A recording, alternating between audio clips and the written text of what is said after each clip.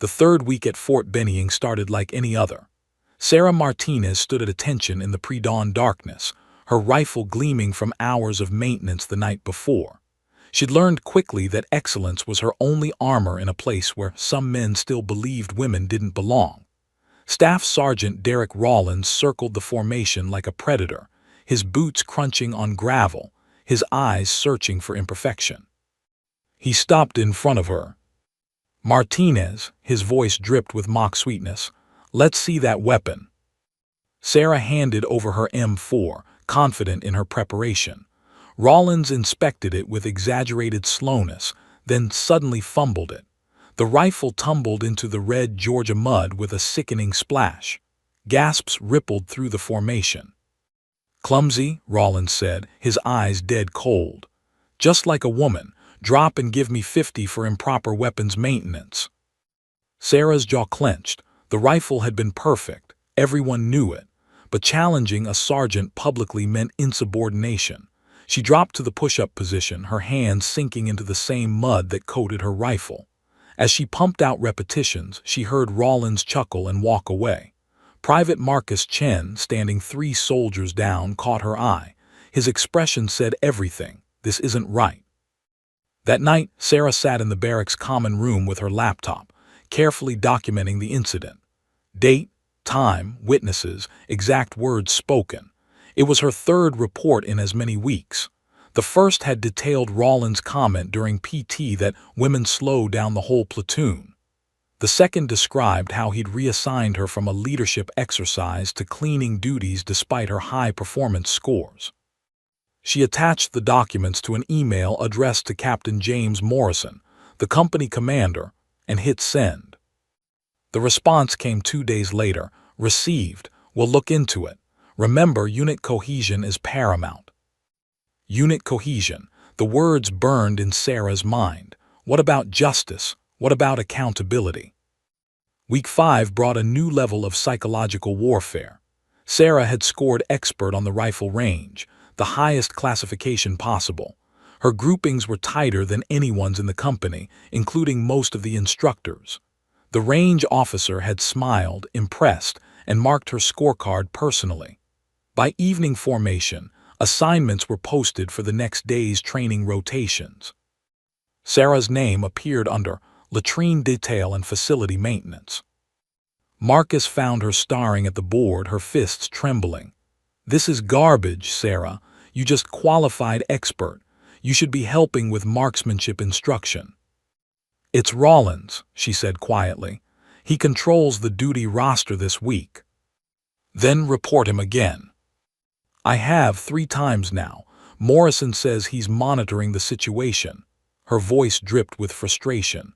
"How much monitoring does it take?" Marcus glanced around, then lowered his voice. "You're not the first. Last year, 3 women transferred out of this company. All of them cited Rawlins. Word is, complaints get filed and then disappear. There's a corporal in admin who says the company XO has a special drawer for sensitive personnel issues." Sarah's blood ran cold. A cover-up, institutional protection for a bully with rank. She spent the next week scrubbing toilets while her peers advanced their tactical training. Each night, she trained in the gym, channeling her rage into precision strikes against heavy bags. Her martial arts background, 3 national championships in Brazilian Jiu-Jitsu and Muay Thai, had attracted attention during recruitment. The Army wanted fighters, but apparently some sergeants wanted fighters who knew their place. The breaking point came on a Thursday evening in the mess hall. Sarah had just finished a brutal 12-hour day of manual labor. Her uniform was stained with cleaning chemicals and sweat. She grabbed a tray, loaded it with the standard meal, mystery meat, potatoes, green beans, and turned to find a seat. The mess hall buzzed with the usual chaos of 200 hungry soldiers. She didn't see Rawlins approach from her blind side. His hand shot out and grabbed her tray from below, tipping it violently upward. Food exploded across Sarah's chest and face, hot gravy soaking into her uniform. The mess hall fell silent. Every eye turned toward the commotion. "Oops," Rawlins announced loudly, his voice carrying to every corner of the room. Guess women can't handle combat or carry their own food. Maybe you should stick to typing, Martinez. Less chance of getting hurt. Laughter erupted from a table of Rawlins' cronies, sergeants who'd served with him for years, who shared his outdated views. But Sarah noticed something else. Most of the soldiers weren't laughing. They were watching with uncomfortable expressions, some shaking their heads, others looking down at their trays in shame. Sarah stood absolutely still, mashed potatoes sliding down her uniform jacket. Every instinct screamed at her to strike, to use the skills she'd honed over a decade of martial arts training. She could visualize exactly how it would go. Sweep his lead leg, control his fall armbar submission in under 3 seconds. But that's what he wanted, a reaction, evidence that women were too emotional for military service. Instead, she met his eyes with ice-cold calm. "Yes, Sergeant," she said clearly. Then she walked to the cleaning station, grabbed towels and methodically cleaned herself while the entire mess hall watched in stunned silence. Marcus found her outside 10 minutes later, sitting on a bench in the darkness. "That was the most disciplined thing I've ever seen," he said, sitting beside her. "I wanted to punch him myself." "He's trying to make me quit," Sarah said, "or react. Either way, he wins." "Not necessarily." Marcus pulled out his phone, showing her a calendar. "Battalion formation review is tomorrow. 500 soldiers visiting brass, the whole show. Everyone will be there, including the base commander. Rawlins will be on his best behavior with that many eyes watching." Sarah looked at the date, then at Marcus.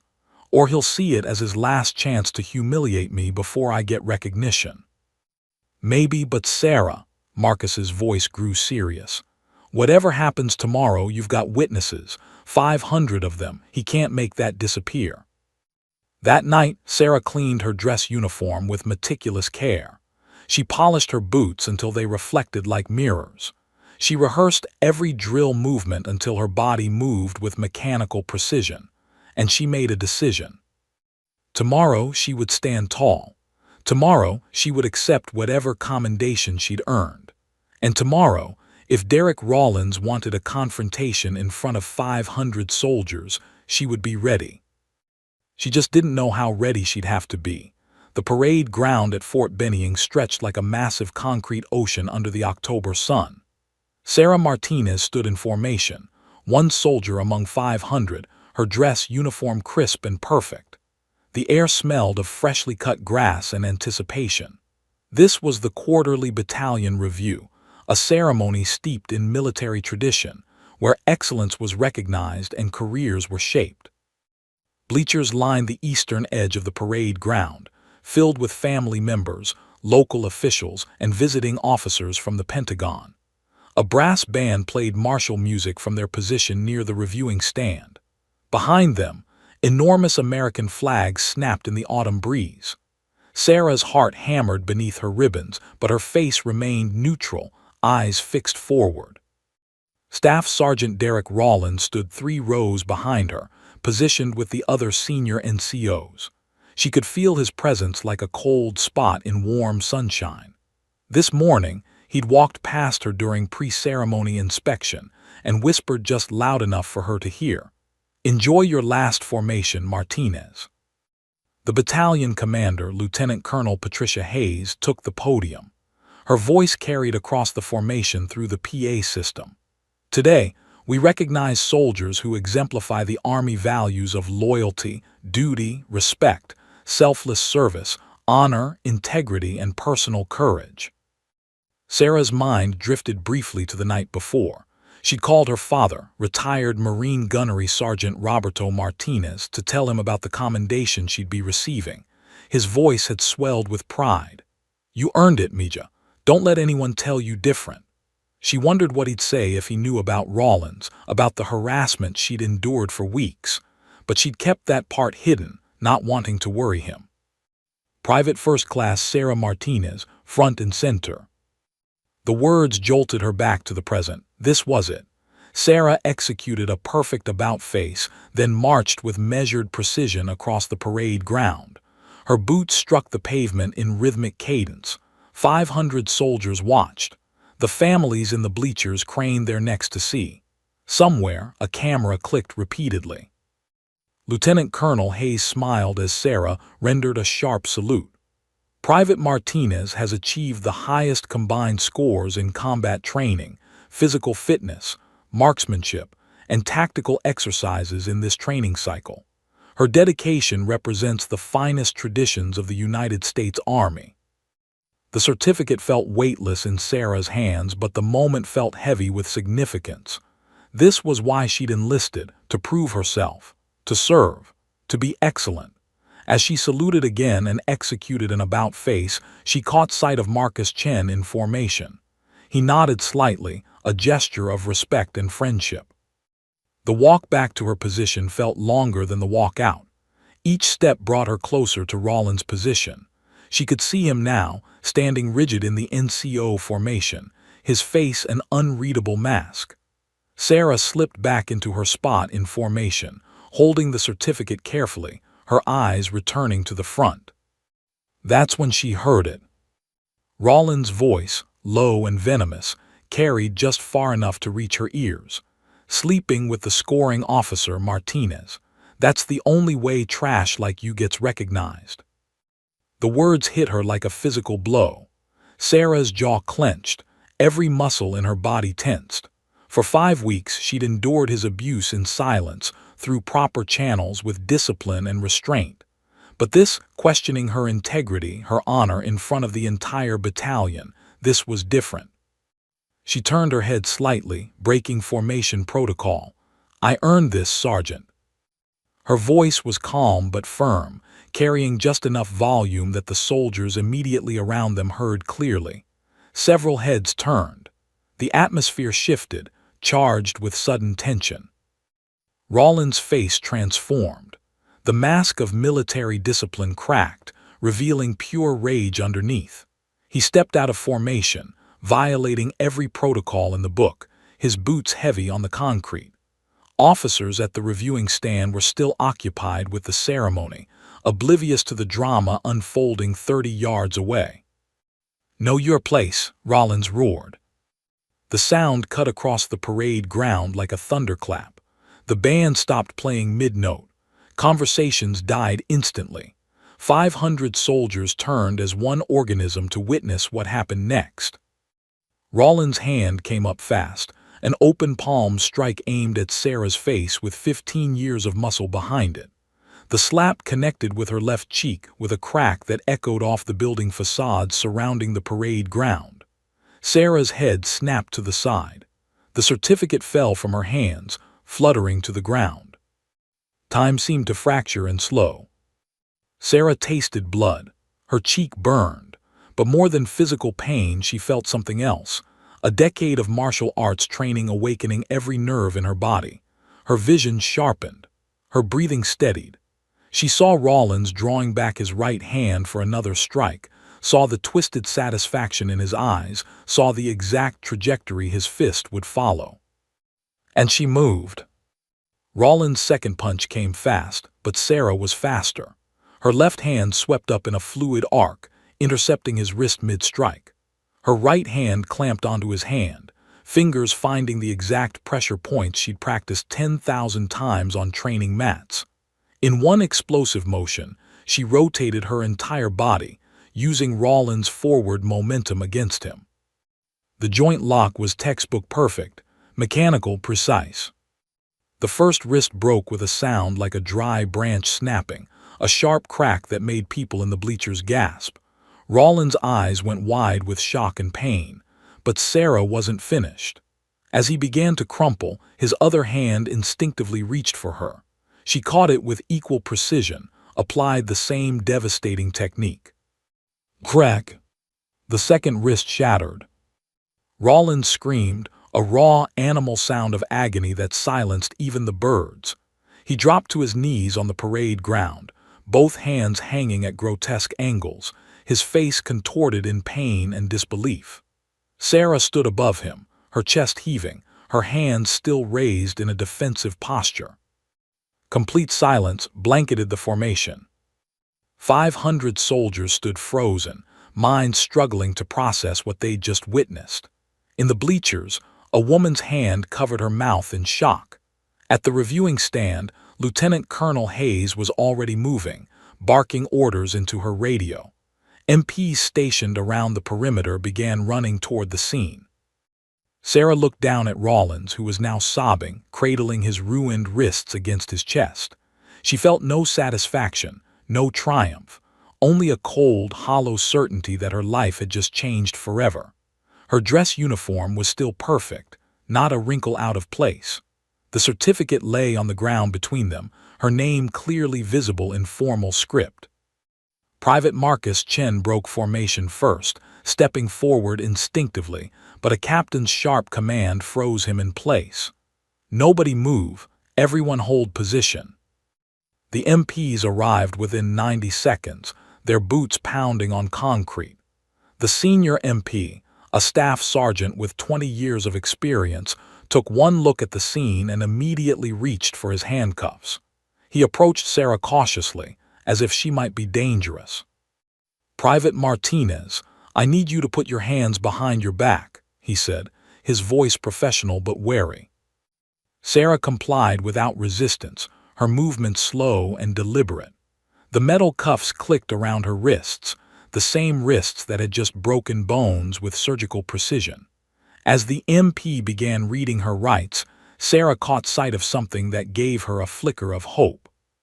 Private Chen had his phone out, recording. So did at least a dozen other soldiers, their devices pointed at the scene from multiple angles. Whatever happened next, whatever charges she faced, the truth had been captured. 500 witnesses had seen exactly how it started. Lieutenant Colonel Hayes arrived, her face grave.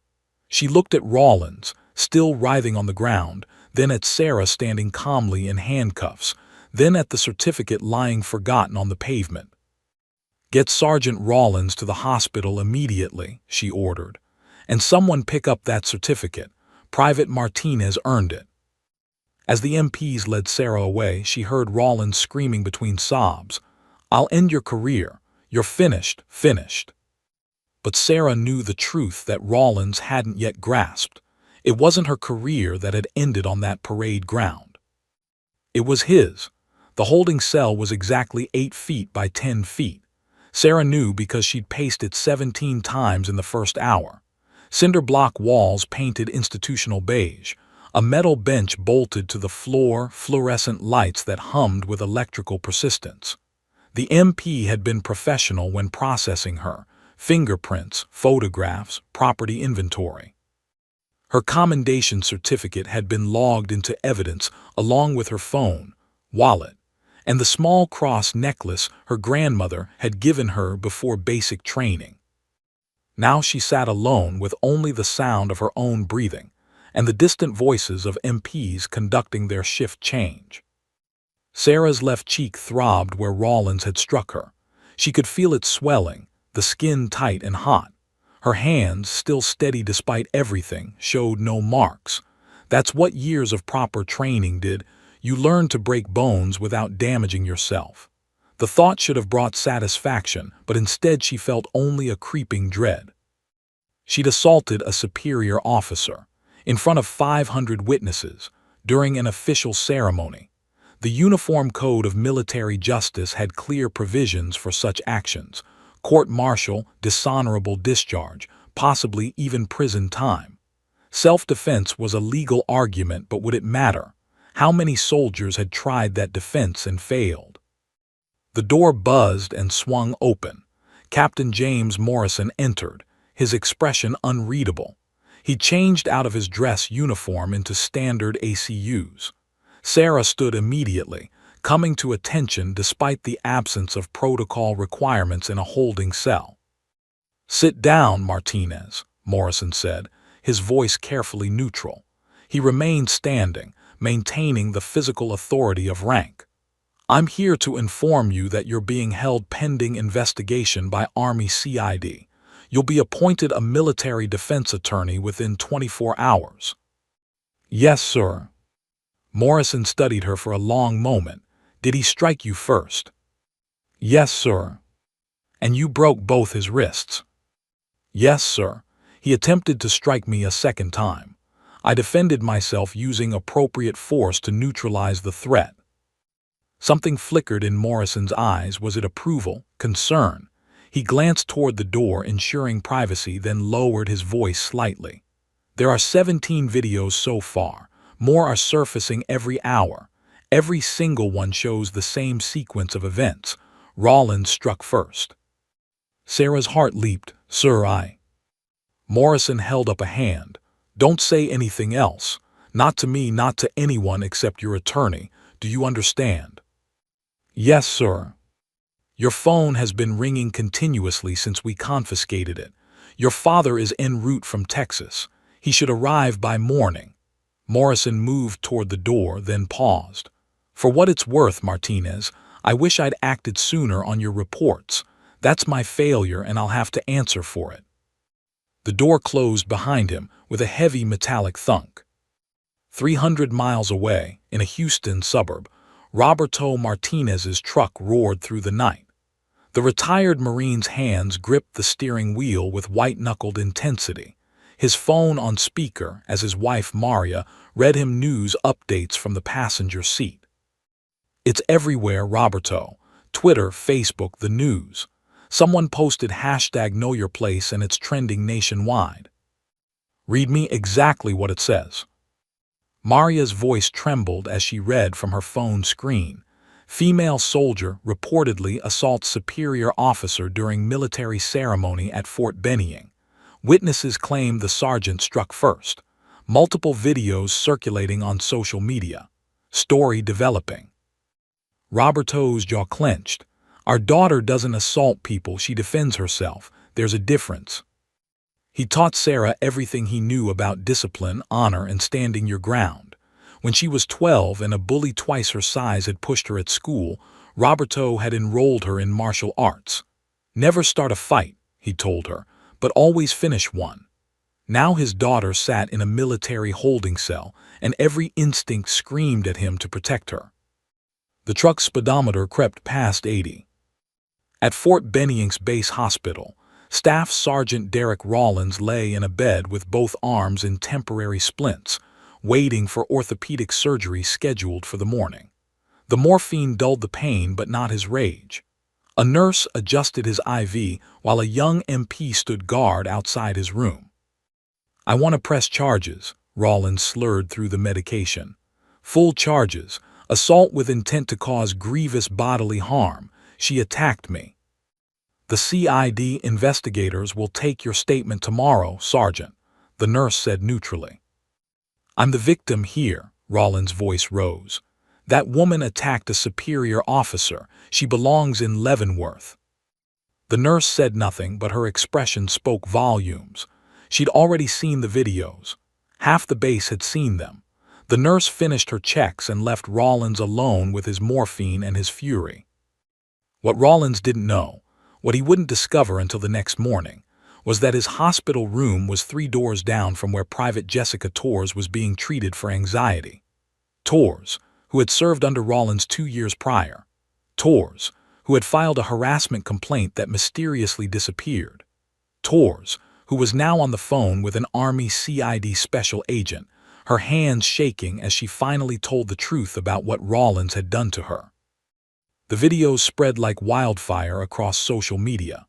By midnight, the highest quality version had been viewed 3 million times. Posted by an anonymous soldier's personal account, it showed everything with crystal clarity.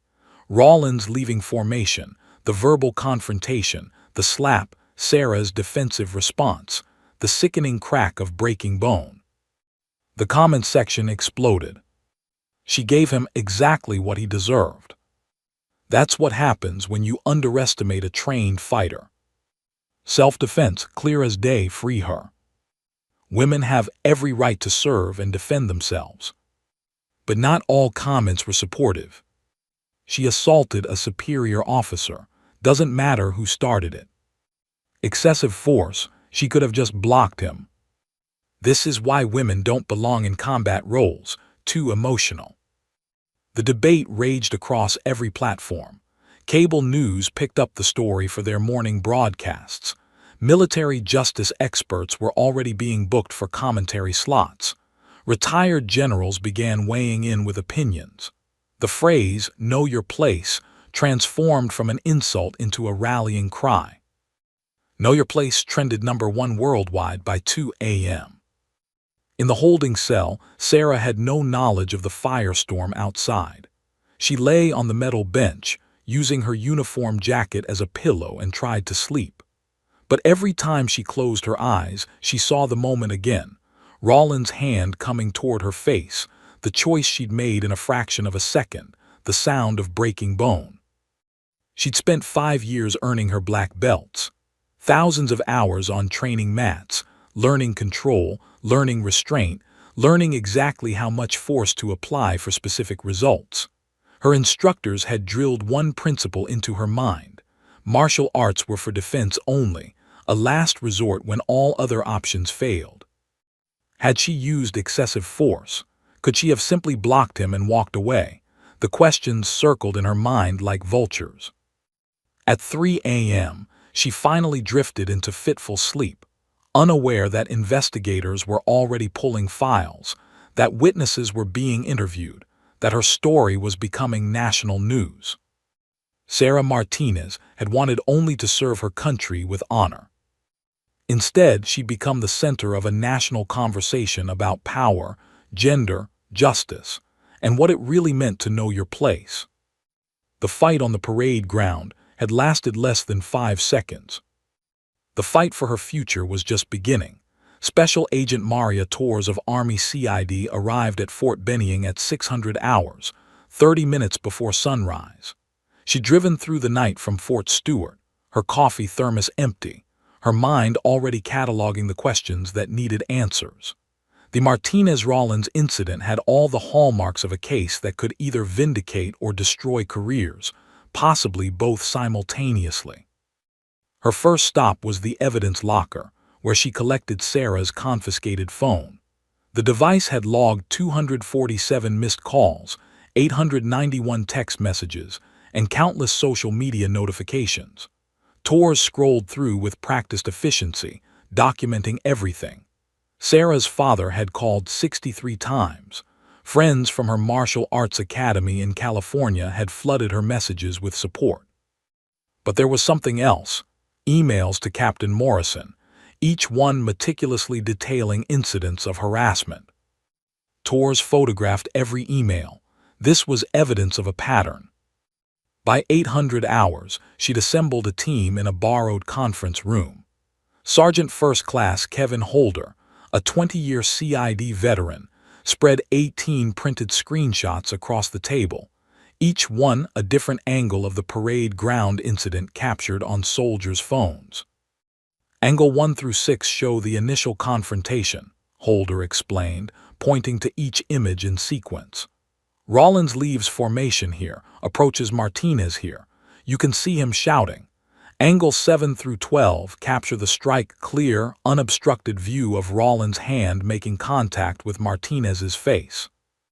Torres leaned closer. In the high-resolution images, you could see the exact moment of impact, Sarah's head snapping sideways, the certificate falling from her hands. And the response, Torres asked. Holder pulled up the next sequence. Angles 13 through 18 show Martinez's defensive action. Watch closely, she doesn't strike him. She intercepts his second attack and applies joint locks. It's textbook defensive technique, not offensive assault.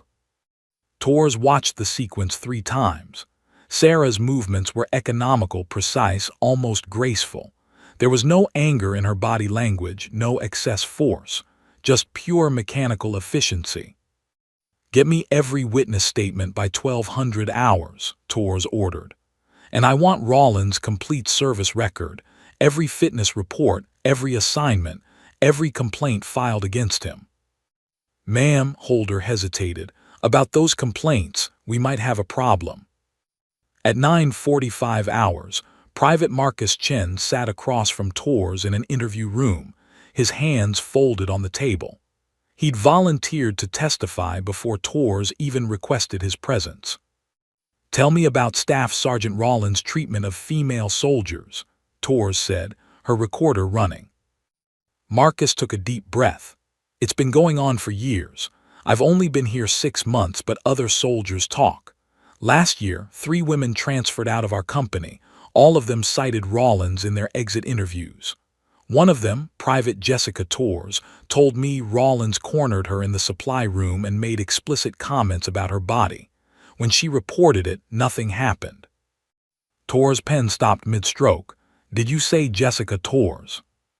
"Yes, ma'am. She's stationed in Korea now, I think." Torres made a note. "Continue." "With Private Martinez, it escalated over 5 weeks. First it was comments, women don't belong in combat, that kind of thing. Then it got physical. He'd accidentally knock her equipment into mud, assign her to the worst details despite top performance. We all saw it happening." "Did anyone report this?" Marcus's face darkened.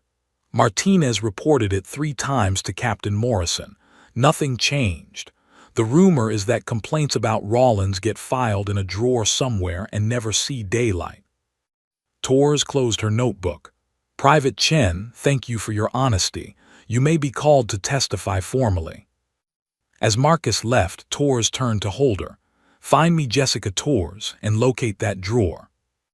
By 1300 hours, Torres had Jessica Torres on a video call from Camp Humphreys in South Korea. The young soldier's hands trembled as she recounted her experience with Rawlins 2 years prior. "He waited until I was alone in the supply room," Jessica said, her voice barely above a whisper. "He told me that if I wanted good assignments, I needed to be friendlier with senior NCOs. When I told him no, he grabbed my arm hard enough to leave bruises. I wore long sleeves for a week." "What happened when you reported it?" Torres asked gently. "I filed a formal complaint with the company executive officer. He told me he'd investigate. 2 weeks later, he called me into his office and said there wasn't enough evidence to proceed. He suggested I was misinterpreting friendly mentorship. A month later, I requested a transfer to Korea just to get away from Fort Benning." Torres' jaw tightened. "Would you be willing to testify about this?" Jessica's eyes filled with tears, but her voice strengthened. "Yes. If it means Rawlins can't do this to anyone else, yes." After the call ended, Torres sat in silence for a moment. Then she stood and walked directly to the company administrative offices, where Captain Morrison was waiting with a locked file drawer. "I found it yesterday," Morrison admitted, his face ashen. "After you called requesting Rawlins' personnel file, I started looking. This was in the XO's desk. He retired 3 months ago." Torres snapped on latex gloves and opened the drawer. Inside were 47 manila folders, each one labeled with a soldier's name and date. She pulled the first file, a harassment complaint from 2019, then another from 2020, and another. 47 complaints spanning 6 years, all naming Derek Rawlins. None of them had been officially processed. None had reached the appropriate chain of command. "Jesus Christ," Holder muttered, photographing each document. Torres held up one complaint form, her hands shaking with controlled fury. "This soldier reported sexual harassment. This one reported physical intimidation. This one," her voice caught, "this one reported assault. All buried, all ignored." Morrison stood rigid, his face pale. "I swear I never knew about this drawer if I had." "Save it for your own investigation, Captain," Torres cut him off. "Right now, you need to tell me every officer who had access to that desk." By evening, the story broke nationwide. A leaked photograph of the drawer full of complaint files appeared on Twitter, posted by an anonymous source. Within an hour, major news networks were leading with the headline, "Army Cover-Up. Dozens of harassment complaints against Fort Benning Sergeant allegedly buried." The Pentagon issued a terse statement promising a full investigation. Fort Bennink's base commander faced a barrage of media questions outside the headquarters building. Protesters began gathering at the main gate, holding signs, "Justice for Sarah and no more cover-ups." Sarah, still in the holding cell, knew nothing of the growing maelstrom. But at 1900 hours, Major Linda Chen arrived, a JAG officer with 15 years of experience and a reputation for fearlessness. She carried a briefcase full of evidence and wore an expression of grim determination. "Private Martinez," Chen said, sitting across from Sarah in the interview room. "My name is Major Chen. I've been appointed as your defense attorney. Before we begin, I need you to understand something. This case is no longer just about you. It's become about every woman who's ever been silenced, every complaint that was ignored, every soldier who was told to maintain unit cohesion instead of demanding justice." Sarah met her eyes. "I just defended myself." "I know, and I'm going to make sure everyone else knows it too." Chen opened her briefcase and pulled out a thick folder. "We have 18 videos showing Rollins struck first. We have your documented complaints to Captain Morrison. We have testimony from Private Chen and 3 other witnesses. And as of this afternoon, we have 47 buried harassment complaints nomming Rollins, including testimony from 4 women willing to come forward publicly." Sarah's eyes widened. 4 women.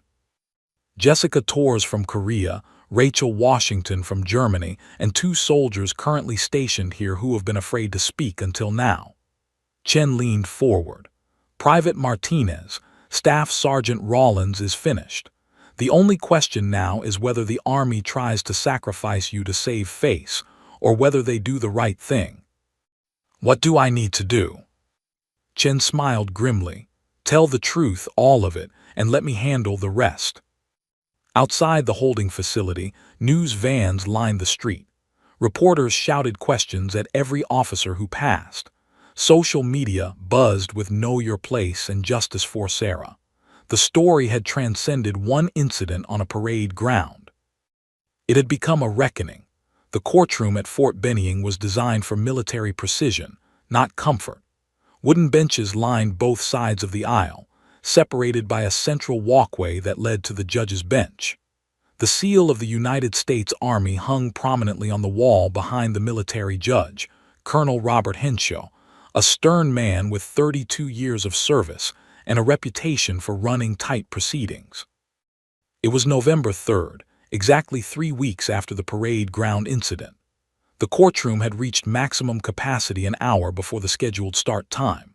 Media representatives occupied the back rows, their notebooks ready, cameras forbidden inside.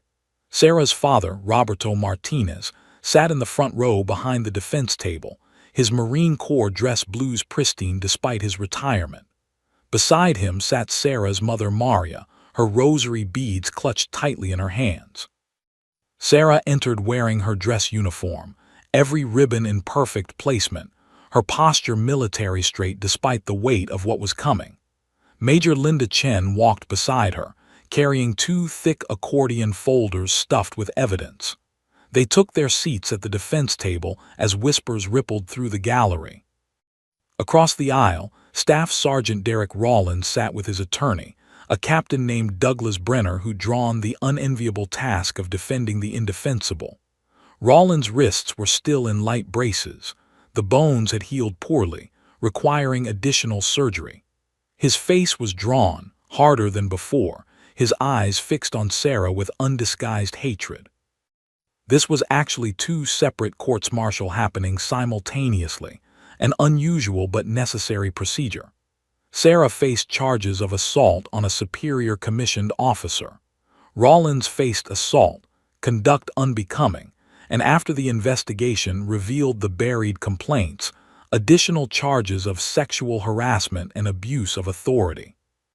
Colonel Henshaw's gavel struck sharply. "This court-martial is now in session. Let the record show all parties are present." The prosecution went first in Sarah's case. Captain James Mitchell, a prosecutor with a reputation for aggressive tactics, stood and buttoned his jacket. "Your Honor, the facts are simple," Mitchell began. "Private Martinez, regardless of provocation, assaulted Staff Sergeant Rawlins with such force that she broke both of his wrists. While we acknowledge that Sergeant Rawlins struck first, the defendant's response was grossly disproportionate to the threat. A trained martial artist with her skills could have simply restrained Sergeant Rawlins without causing permanent injury. Mitchell played one of the videos, the footage now familiar to everyone in the courtroom. The slap, Sarah's lightning-fast response, the sickening crack of breaking bone, amplified through the courtroom speakers. The prosecution will demonstrate that Private Martinez's actions went beyond self-defense into the realm of retribution. We ask that she be found guilty of assault and receive appropriate punishment under the UCMJ. Mitchell sat down, satisfied. Major Chen stood slowly, commanding the room's attention before she spoke a word. She approached the prosecution's video display and replayed the footage, this time in slow motion. Ladies and gentlemen of the panel, let's examine what actually happened here. Chen froze the frame showing Rawlins' first strike. Staff Sergeant Rawlins, a 15-year veteran with significant size and strength advantage, struck Private Martinez with sufficient force to cause visible injury. Look at her head snap back. Look at the immediate swelling on her cheek. She advanced the footage frame by frame. Now watch carefully. Sergeant Rawlins immediately draws back his right fist for a second strike, a closed fist this time, not an open palm. Private Martinez has approximately 0.4 seconds to respond to a superior officer attacking her during a formal military ceremony. Chen turned to face the panel of officers who would decide Sarah's fate. Private Martinez is a degree black belt in Brazilian Jiu-Jitsu and a second-degree black belt in Muay Thai. If she wanted to hurt Sergeant Rawlins, truly hurt him, she could have struck his throat, his temple, his solar plexus. She could have rendered him unconscious in under 2 seconds. Instead, she used joint manipulation techniques specifically designed to neutralize an attacker with minimal injury. Minimal, Mitchell interjected. Both wrists were broken. And he's expected to make a full recovery, Chen countered sharply. Unlike the psychological damage he inflicted on multiple female soldiers over 6 years of harassment, which brings us to context. Chen nodded to her assistant, who wheeled in a large evidence board covered with documents. These are 47 harassment complaints filed against Sergeant Rawlins between 2019 and 2025. 47 soldiers, 43 of them women, reported his behavior through proper channels. Not one of these complaints was appropriately investigated. The courtroom erupted in whispers. Colonel Henshaw gavelled for silence. Private Martinez herself filed 3 formal complaints in the 5 weeks before this incident, Chen continued. She followed every proper channel. She demonstrated remarkable restraint in the face of systematic harassment, discrimination, and hostile work environment. On the day of the incident, after receiving a commendation for excellence that Sergeant Rawlins publicly attributed to sexual misconduct, she still attempted to disengage verbally.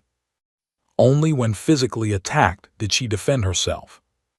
Chen's voice rose with controlled passion. This is not a case of excessive force. This is a case of a soldier who exhausted every peaceful option and, when violently attacked, used her training to protect herself. The fact that she's skilled enough to break bones without a weapon doesn't make her response excessive. It makes her exactly the kind of disciplined warrior we want in our army. The prosecution and defense each called witnesses throughout the day. Private Marcus Chen testified about the pattern of harassment he'd witnessed. Jessica Torres appeared via video link from Korea, her testimony about Rawlins' assault leaving several panel members visibly disturbed. 3 other female soldiers bravely took the stand, each recounting similar experiences. Then came the expert testimony. Colonel Patricia Hayes, the battalion commander who'd witnessed the entire parade ground incident, took the stand in her dress, uniform heavy with ribbons from 3 deployments. I was 15 feet away when it happened, Hayes testified. I saw Sergeant Rawlins leave formation, clearly agitated. I saw him strike Private Martinez. I was moving to intervene when she defended herself. Hayes paused, looking directly at Sarah. In my 30 years of service, I've never seen a more textbook example of appropriate defensive force. She could have killed him. She chose not to. The prosecution tried to shake Hayes' testimony. "Colonel, isn't it true that Private Martinez could have simply blocked the second strike?" Hayes fixed Mitchell with a steely gaze. "Captain, when a superior officer attacks you without provocation during a formal ceremony, with 500 witnesses and your career on the line, you have milliseconds to make a decision. Private Martinez made the right one. She stopped the threat, protected herself, and used precisely the amount of force necessary. I wish I had half her restraint when I was her age." The courtroom was silent as Hayes stepped down. Sarah took the stand in the afternoon. Under Chen's questioning, she recounted every incident of harassment, every ignored complaint, every moment of restraint. Her voice never wavered, her eyes never left the panel. "Did you intend to break Sergeant Rawlins' wrists?" Chen asked. "No, ma'am. I intended to stop him from striking me again. The joint locks I applied are designed to control an opponent. The breaks occurred because Sergeant Rawlins continued to resist and pull against the locks. If he'd stopped struggling, his injuries would have been minimal." Mitchell's cross-examination was aggressive. "Private Martinez, you have extensive martial arts training. You knew these techniques could cause serious injury." "I knew they could, yes, sir. I also knew that standing still while being beaten by a superior officer could cause serious injury as well. I chose the option that protected my safety while using the least force necessary." "You weren't in fear for your life?" Sarah met his eyes calmly. "I was in fear of continued assault, sir. The law doesn't require me to wait until I'm unconscious to defend myself." Mitchell had no response. The panel deliberated for 47 minutes. When they returned, the foreman, a lieutenant colonel with combat infantry experience, stood and read the verdict in a clear voice. "On the charge of assault on a superior officer, we find the defendant, Private First Class Sarah Martinez, not guilty." Roberto Martinez's hand found his wife's, squeezing tight. Sarah's shoulders trembled slightly, but she remained at attention. The proceedings immediately shifted to Rawlins' court-martial. The evidence was overwhelming: videos, testimony, buried complaints, medical records. His defense attorney mounted a weak argument about different times and misunderstandings. The panel deliberated for 23 minutes. "On all charges, we find the defendant, Staff Sergeant Derek Rawlins, guilty." Sentencing came swiftly. Dishonorable discharge, reduction to E1, forfeiture of all pay and allowances, and 18 months confinement at the United States Disciplinary Barracks, Fort Leavenworth, Kansas. As the MPs escorted Rawlins from the courtroom, he turned and screamed at Sarah, "This isn't over, you hear me? This isn't." The doors closed, cutting off his voice. Sarah stood, rendered a perfect salute to Colonel Henshaw, and walked out of the courtroom a free soldier. Her father met her in the hallway, pulling her into a tight embrace as cameras flashed. "You stood your ground, Mija," he whispered. "I'm so proud." Outside, Major Chen addressed the assembled media. "Today, justice was served. But let's be clear, this case should never have reached this point. 47 complaints were ignored. The system failed. We must do better." That night, Know Your Place trended again, but with a different meaning. Not defiance against authority, but affirmation of worth. Sarah Martinez knew her place. It was standing tall. 3 days after the verdict, Sarah Martinez stood in the Pentagon's north parking entrance, security badge clipped to her Class A uniform. The November wind cut through the Virginia air as Major Linda Chen guided her through metal detectors and endless corridors of power. They were headed to a closed-door session with the Department of Defense Sexual Harassment and Assault Response Prevention Office, SHARP, a meeting that would reshape military policy for years to come. "Remember," Chen whispered as they approached the conference room, "they're not just listening to you. They're listening to every soldier who's been silenced." The conference room held 12 senior officials, generals, admirals, civilian oversight personnel, and 2 representatives from the Senate Armed Services Committee. Sarah's hands trembled slightly as she took her seat at the head of the table, but her voice remained steady as she recounted her story for what felt like the 100th time. "The system is broken," Sarah concluded after 30 minutes of testimony. "I filed 3 formal complaints through proper channels. All 3 disappeared into a drawer. I followed every rule, showed maximum restraint, and still ended up in handcuffs for defending myself. If I hadn't been recorded by 17 soldiers, I'd probably be in Leavenworth right now instead of sitting here." Rear Admiral Catherine Stevens, head of Sharp, leaned forward.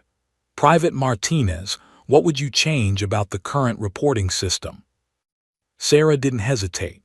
Direct reporting outside the chain of command, anonymous hotlines monitored by independent investigators, mandatory quarterly audits of all harassment complaints, and real consequences for officers who bury complaints, not just a slap on the wrist, but career-ending consequences.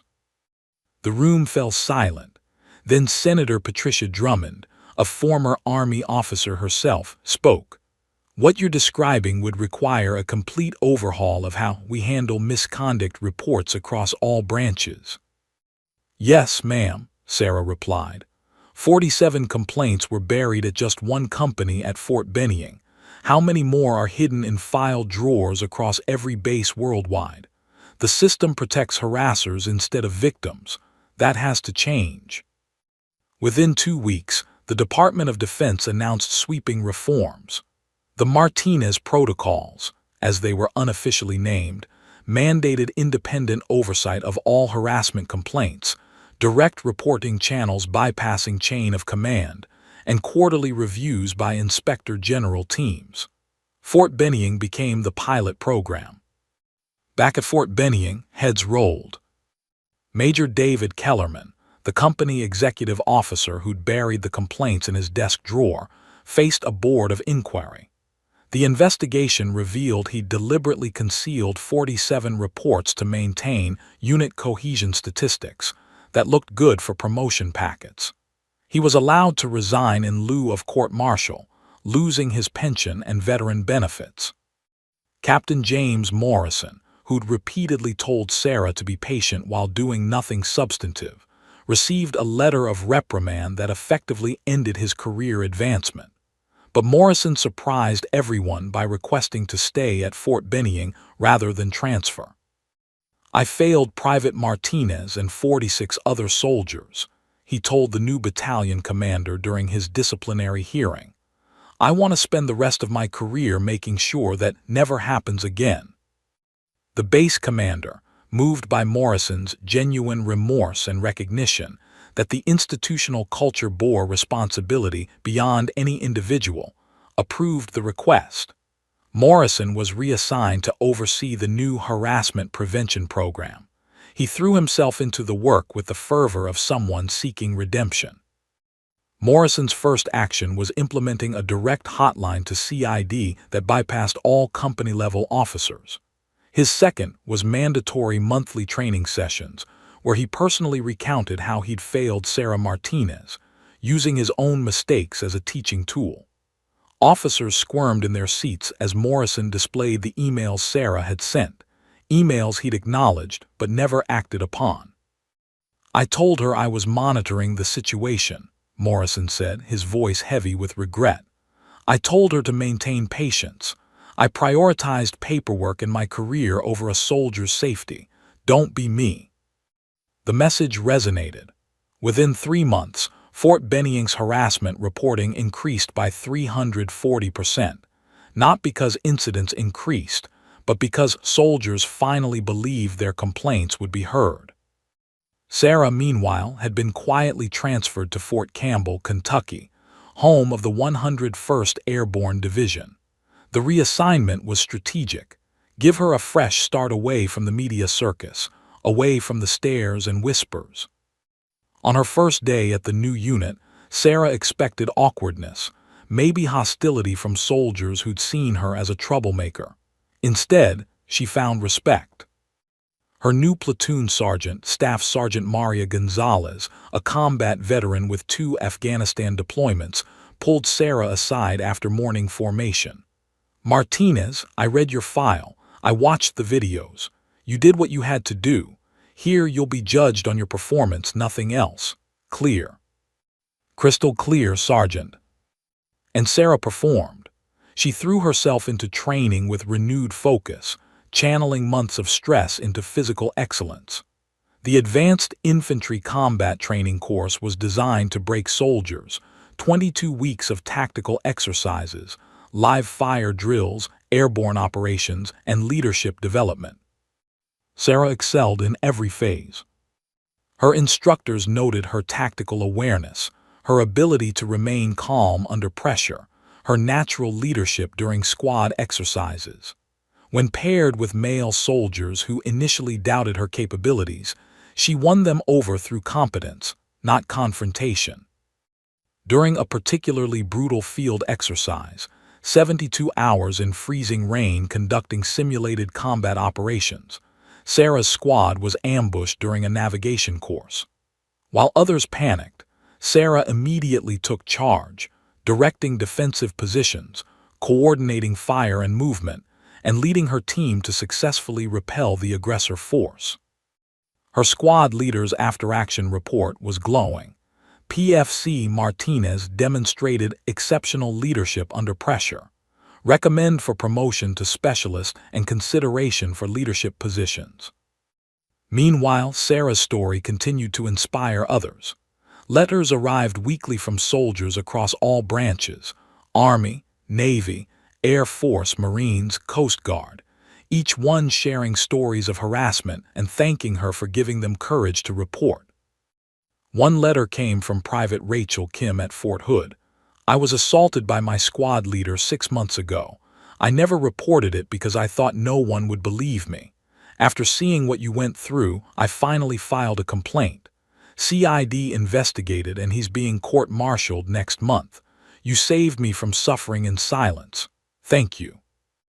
Major Chen forwarded these letters to Sarah, who read each one carefully, often with tears in her eyes. This was never what she'd wanted to become: a symbol, a spokesperson. She just wanted to serve. But she was learning that sometimes service meant more than carrying a rifle. In March, Sarah was promoted to specialist.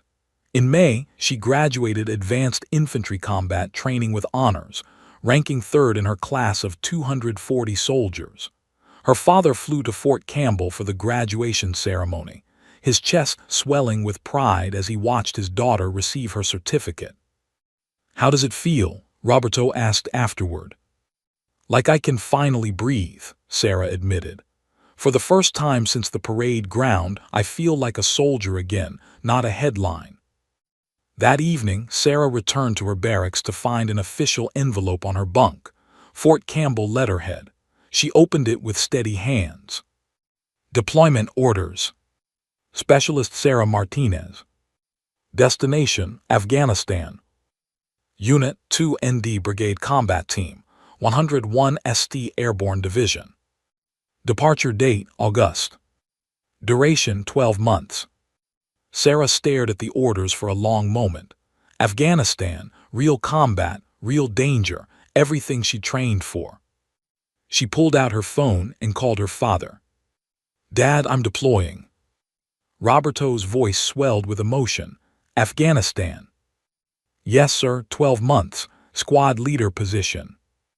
There was a long pause. Then Roberto said the words that meant everything. "Your mother and I are proud of you, Mija. Go show them what a Martinez can do." Sarah smiled, holding the orders against her chest. The parade ground felt like a lifetime ago. Rawlins was behind bars. The system was changing, and she was finally doing what she'd always wanted. Serving her country. On her own terms. 2 years later, the morning sun broke over Fort Campbell as Sergeant Sarah Martinez walked across the training grounds, her boots crunching on frost-covered grass.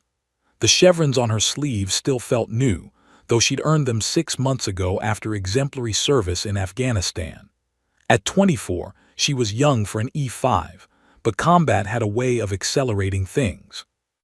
Behind her, a platoon of new recruits struggled through an obstacle course, their breath forming white clouds in the November air. Sarah watched with the practiced eye of someone who'd seen real bullets, real consequences. Among the recruits was Private Emma Walsh, 19, fresh from basic training, and clearly struggling with the confidence required for military service. "Walsh," Sarah called out, "your form is off on the wall climb. Use your legs, not just your arms." Emma adjusted, made it over the wall, and collapsed on the other side, gasping. Sarah walked over, offering a hand to pull her up. "You're stronger than you think," Sarah said. "Trust yourself." Emma looked at her sergeant with something close to awe. Everyone knew who Sergeant Martinez was. The woman who'd broken a sergeant's wrists. The woman who'd changed military policy. The woman who deployed to Afghanistan and led her squad through 12 months of combat operations without losing a single soldier. That deployment had been Sarah's crucible, Helmand Province, where the Taliban still fought fiercely despite official declarations of withdrawal. Sarah's squad had conducted over 40 patrol missions, survived 3 IED attacks, and engaged in numerous firefights. She'd earned a Bronze Star for valor after pulling 2 wounded soldiers from a disabled Humvee while under heavy fire. The citation had read, "Sergeant Martinez's decisive leadership and selfless courage under fire exemplify the highest traditions of military service." But Sarah rarely talked about Afghanistan. The weight of those 12 months lived in her eyes, a quiet hardness that hadn't been there before. She'd seen friends wounded, held dying Afghan children caught in crossfire, made split-second decisions that saved lives and haunted dreams. Combat changed you. It made everything else seem smaller, including a confrontation on a parade ground 2 years ago.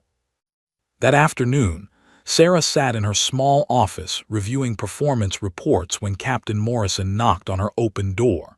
He'd been promoted since their Fort Benning days, now serving as Fort Campbell's Equal Opportunity Advisor, a position he'd specifically requested. "Sergeant Martinez, got a minute?" Sarah gestured to the chair. Morrison looked different than she remembered, older, grayer, but with a sense of purpose he'd lacked before. "I wanted to show you something," Morrison said, pulling out a tablet. He displayed a graph showing harassment reporting rates across the Army. "This is what your case did.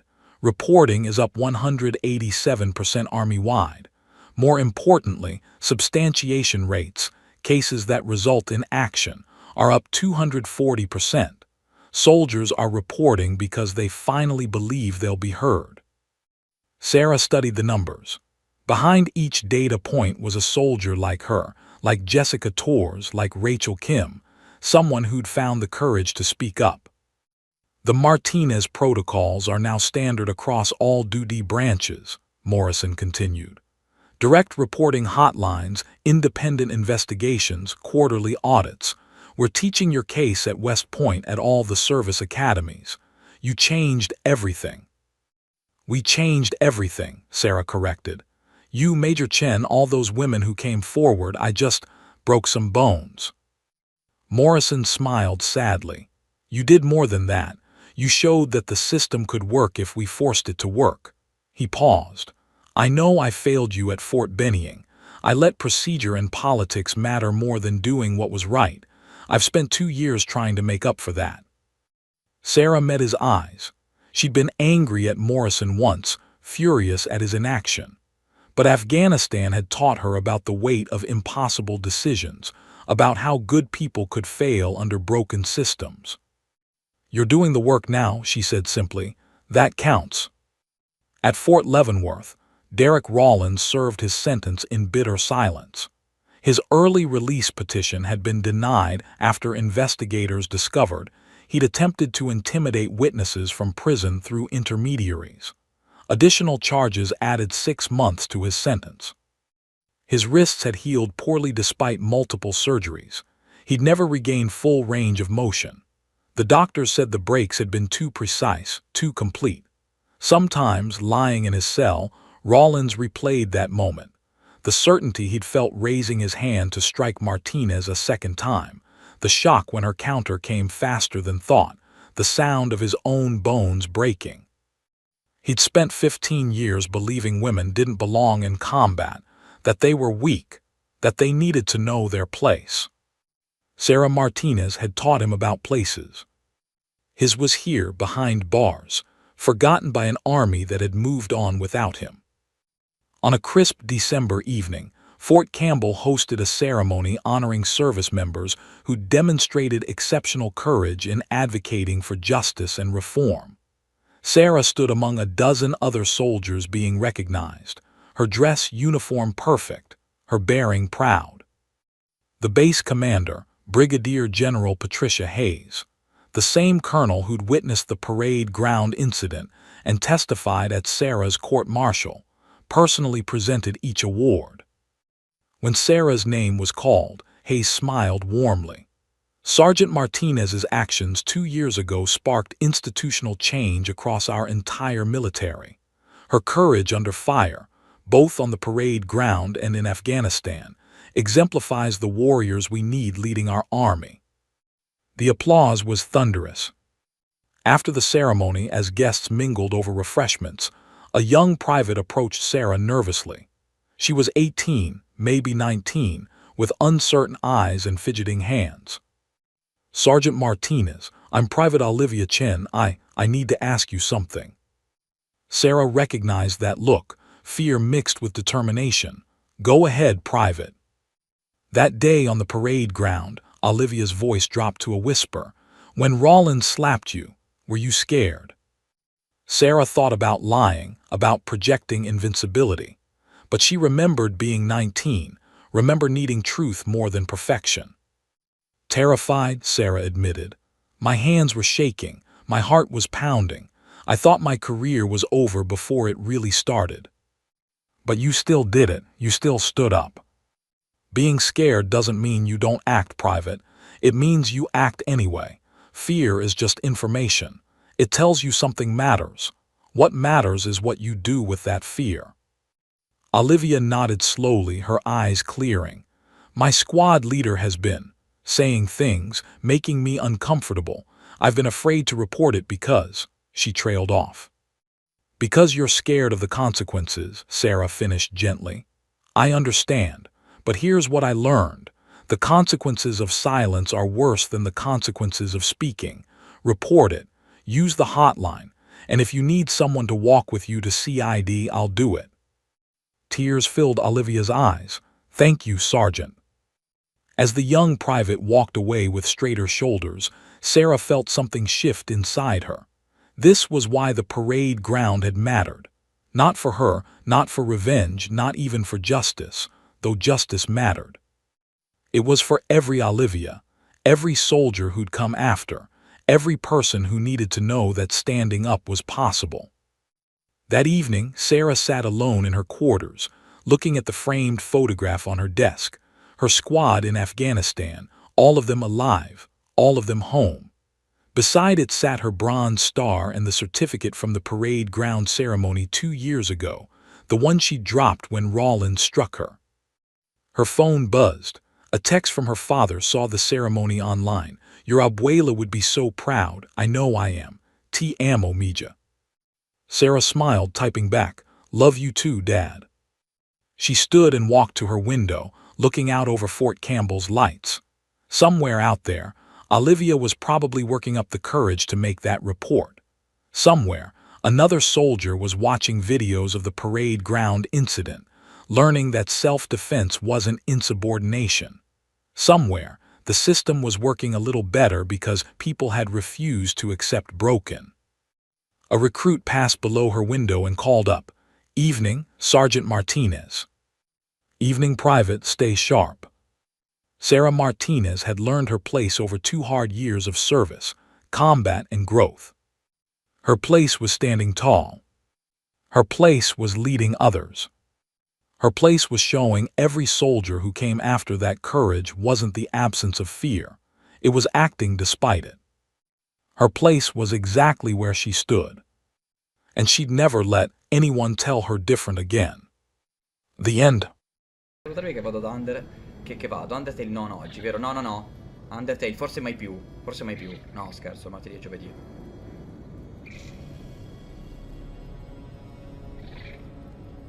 Martes e il jueves. Oggi impazzisco qui.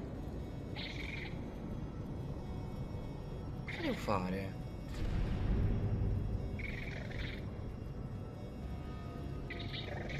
Non ci sono punti in cui mettere il portale dall'altra parte. Mi serve quel coso.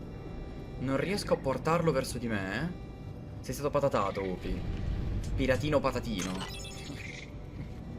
È diventato un piratino.